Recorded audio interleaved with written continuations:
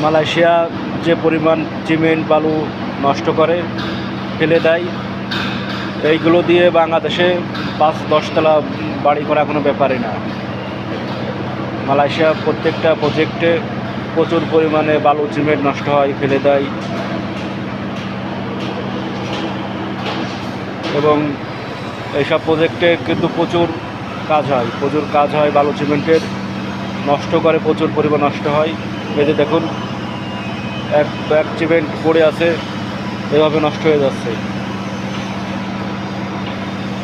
এরকম মালয়েশিয়ার অনেক প্রজেক্ট আছে যে অনেক বালু সিমেন্ট নষ্ট হয়, আর এইগুলো দিয়ে বাংলাদেশে 5 তলা 10 তলা বাড়ি করা যাবে, এরকম বালু সিমেন্ট নষ্ট হয় মালয়েশিয়াতে।